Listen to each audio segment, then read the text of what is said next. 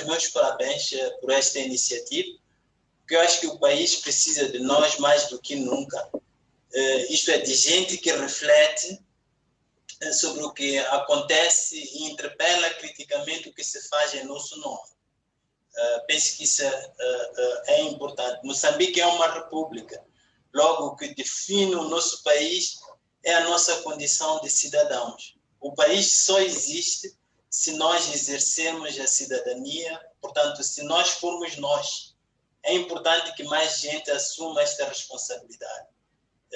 Não é apenas um direito. Então, eu vou falar essencialmente de duas coisas. Uma vai ser um reparo geral sobre como abordar um país como o nosso. A outra vai ser um início de reflexão sobre o que eu acho ser o verdadeiro problema que nos devia preocupar. E o Hercílio Langa e o Helder Pires deram um pontapé de saída nesse sentido. O reparo chega a ser trivial, mas eu penso que é importante fazer. Espero que não achem isto estranho. O que acontece em Cabo Delgado, por exemplo, o que tem vindo a acontecer em Manica, sobretudo a longa relação conflituosa entre o Estado e a RENAM, as dívidas ocultas, os raptos em Maputo, etc. Tudo isto é normal. É por isso que eu avisava para não acharem estranho. Anormal é pensar que um país que se tornou independente há meio século e da forma como o fez, isto é, com uma guerra anticolonial inspirada em ideais revolucionários, um país vizinho do colosso da África do Sul, também com o problema do apartheid, um país dotado de recursos naturais, sem meios próprios para os explorar, um país dependente do auxílio ao desenvolvimento, etc. Portanto, que um país assim fosse ter uma história calma e harmoniosa, diretamente extraída de um conto qualquer de fadas que termina e depois da independência viveram felizes para todo o sempre. Infelizmente, as coisas não são assim. Podem ser diferentes, claro, mas o que nós, como estudiosos, devemos esperar, aquilo com o qual devemos contar, é justamente isto que está a acontecer. E com isto eu quero essencialmente dizer duas coisas. A primeira coisa que eu quero dizer é que nem sempre o que corre mal é resultado do que os nossos governantes fazem mal. Pode ser, claro, mas nem sempre é isso. Na maior parte das vezes, o que corre mal ia correr mal de qualquer jeito. E o único que podemos fazer, se quisermos responsabilizar os nossos governantes, é culpá-los de omissão. E sobre isso eu vou falar mais adiante. O fato de haver guerra em Cabo Delgado não significa necessariamente que tenhamos maus governantes. Significa essencialmente que somos um país vulnerável. E essa vulnerabilidade é típica de condições estruturais que muitas vezes desaparecem da análise. Eu chateio muito com algumas análises que nós fazemos. Nós servimos acriticamente de conceitos das ciências sociais que usamos como armas normativas. Ao invés de usar os conceitos para procurar entender o que se passa, nós usamos os conceitos para julgar. Por exemplo, eu já não posso mais ler, mas infelizmente tenho que o fazer, trabalhos acadêmicos que procuram explicar a violência em Cabo Delgado com recurso à ideia de que se trata de jovens marginalizados pelo Estado. Claro que há elementos disso, só que a marginalização é uma manifestação da fragilidade do nosso Estado. E, portanto, recorrer a essa explicação é completamente teleológico, circular. Infelizmente, as ciências sociais têm sempre este hábito de explicar algo que não está bem com recurso às propriedades desse mal-estar. É o que torna toda a ciência do desenvolvimento totalmente inútil, na minha opinião. É como explicar a pobreza com recurso às propriedades dos pobres, que são desempregados, que bebem muito, que não observam a higiene, etc. E é dentro deste contexto que eu até costumo dizer que para Moçambique se desenvolver, Moçambique precisava de já ser desenvolvido. pois todas as receitas que a gente recebe transformam a nossa condição na causa da nossa condição. Portanto, completamente circular. Agora, a segunda coisa que quer dizer é que a nossa abordagem do país não pode se basear nos resultados. Os resultados enganam. Se forem bons, levam-nos a pensar que fizemos tudo bem. Se forem maus, levam-nos a pensar que fizemos tudo mal. Não é assim que devia ser. Muitos resultados são obra do acaso, infelizmente. E isso tem a ver com a natureza da vida social e política.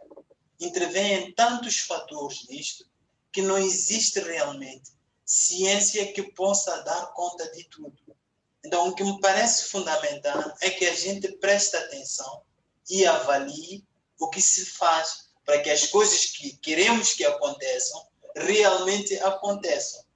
Temos sempre que olhar para a qualidade dos meios, isto é, das condições que se criam. Isto porque, no fundo, a vida é assim. E é isso. Então, ela é a criação constante de condições para chegarmos onde nós queremos chegar. E nisso nós vamos sofrer reveses, mas saberemos onde consertar. E isto leva-me ao segundo ponto da minha intervenção.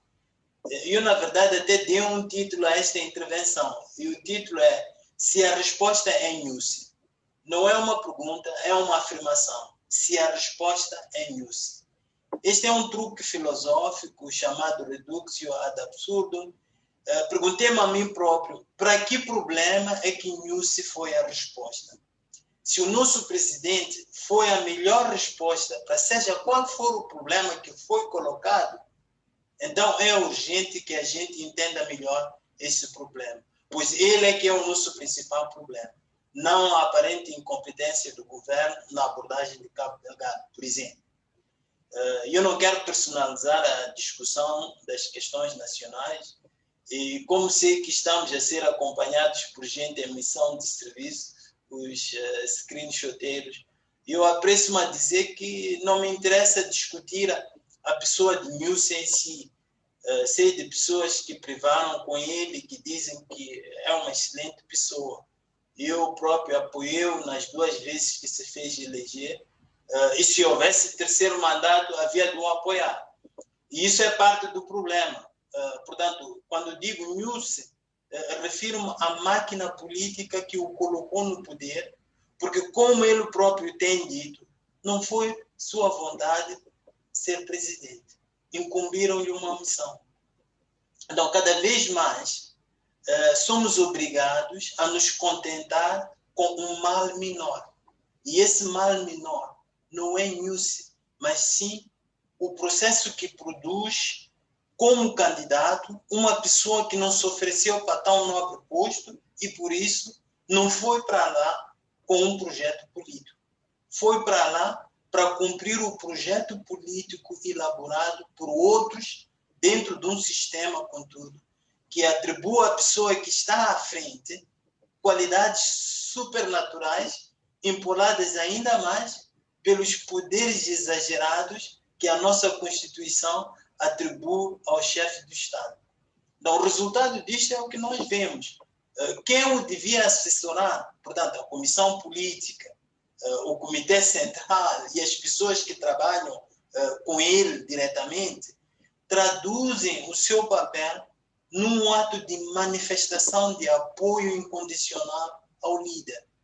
Isto, por sua vez, atrofia o debate, ao mesmo tempo que polariza o ambiente político, pois a validade do que se diz mede-se pelo alinhamento ou não. Então, não há como construir um país nestas condições. Pior ainda, essa polarização limita o exercício da cidadania. E esse é que é realmente o verdadeiro desafio. Há muito que o país precisa de um projeto de promoção de cidadania.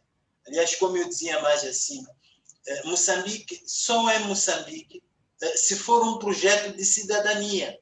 Pensar Moçambique como um projeto de cidadania significa fazer política que não está focalizada apenas em resultados materiais descritos pelo termo desenvolvimento. Significa fazer política apostada na criação de espaços de exercício de cidadania.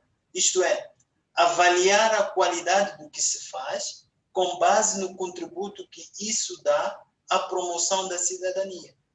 Então, este é, para mim, o problema de Cabo Delgado, a razão pela qual eu dizia antes que, se nós quisermos culpar o governo pelo que lá acontece, deve ser por omissão. Agora, em que consistiu essa omissão?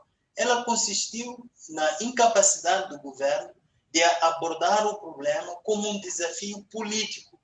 Quando houve aquele primeiro ataque a um posto policial, precisamente há 3 anos, a primeira coisa que eu disse foi que aquilo representava uma escalada, pois ninguém do nada ataca um posto policial. Sei que muita gente não gosta do Nuno Rogério, o autor de Cabo de Medo, eu também não, mas ele foi uma das poucas pessoas que descreveu muito bem o contexto da insurgência. E o que se destaca na sua descrição não é exatamente a falta de oportunidades econômicas para os jovens, ainda que estas sejam importantes. É a total ausência de sensibilidade política que deixou a cidadania à mercê da ação arbitrária das autoridades, incluindo, naturalmente, da polícia, dentro do contexto de uma cultura política nacional que não se funda na promoção da cidadania como um bem maior.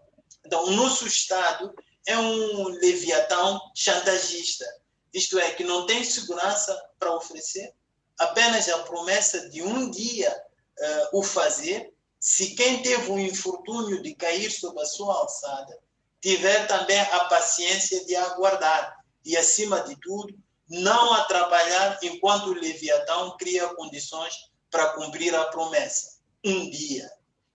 Daí o silêncio bastante confrangedor do presidente em relação a Cabo Delgado.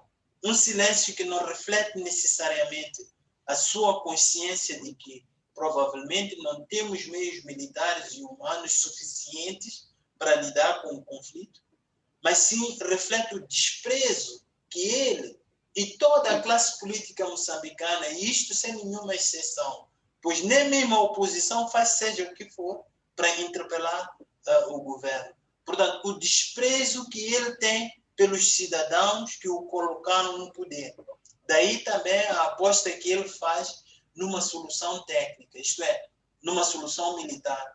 Pois é sempre aquela coisa de que, com um bocado de sorte, vamos resolver o problema e não precisamos de dar satisfação a ninguém.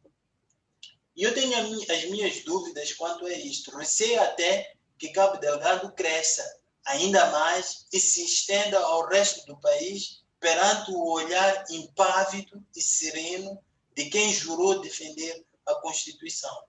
Então, uma última palavra. Há um conceito da autoria de Aristóteles, o filósofo grego, chama-se Phronesis, que me vem sempre à cabeça quando eu penso nisto. Phronesis é um saber prático que consiste na capacidade de pensar bem sobre o bem comum. Então, Aristóteles dizia que essa é a qualidade que todo governante devia ter e cultivar. É precisamente o que nós não temos em Moçambique. Ou melhor, se a resposta à pergunta sobre quem, dentre todos os moçambicanos, pensa melhor sobre o bem comum é Nyusi, então já podem ver o tamanho do problema que o país tem de resolver. E quando digo Nyusi, repito, não me refiro à pessoa, refiro-me a toda a máquina que colocou esse fulano no poder. Então, a pergunta com a qual eu gostaria de terminar é justamente essa, a pergunta que eu faço ao Hercílio Langa e ao Helder Pires. Para que problema é que Nyusi é uma solução? Obrigado.